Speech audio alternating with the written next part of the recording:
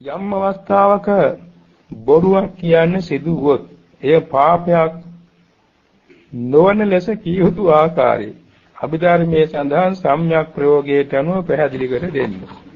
ඒක හොඳයි දැනගන්න ඕනේ. මොකද නිතර සිදුවෙන දෙයක්. ඒ කියන්නේ මේ ජනයා අතර ජීවත් වෙනකොට බොරු කියවෙන්න ඉඩ තියෙනවා.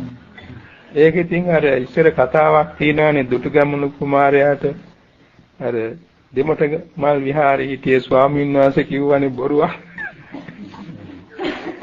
බොරුවක් නොවන බොරුවක් කිව්වා.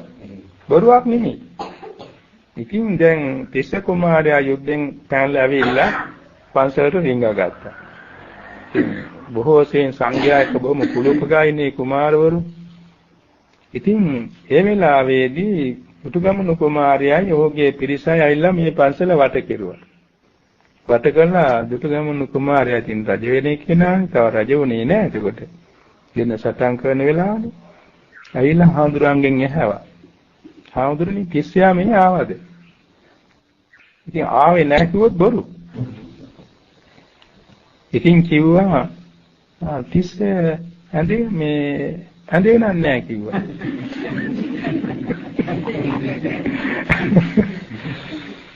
ඇත්ත ඇඳේ හිටියේ නෑ ඇඳ යට හිටියේ.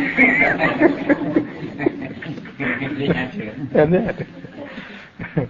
ඉතින් දුටුගැමුණු කුමාරයා තේරුම් ගත්තා ඇඳ යට ඉන්න බව. ඒ වුණත් මේ ආර්යයන් වහන්සේලා ඉදිරිය ඇදලා ගන්න කැප නැහැ. ඒ නිසා තිස්සට කිව්වා තිස්ස ආර්යයන් වහන්සේලාගේ ගුණය මතක තියාගන්න කියලා. දැන් ඉතින් මේ තිස්ස මෙතනින් පිටත් කරන්න ඕනනේ. ඔහුගේ පිරිවර ළඟට සාමණේර 4 නමකට කිව්වා ඇඳ අනිත් පැත්තට හරලා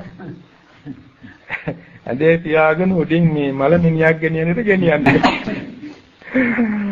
එතකොටත් තිස්ස මේ දුටුගැමුණු කුමාරයා කළා තිස්ස මේ ආර්යයන් වහන්සේලා කරවටින් ගිය බව මතක තියාගන්න. කවදාත් ආර්යයන් වහන්සේලා අමතක කරන්න එපා කිව්වා. ඉතින් ඇත්ත බොහොම පුණ්‍යවන්තයෝ. එසේ මෙසේ නෙමෙයි.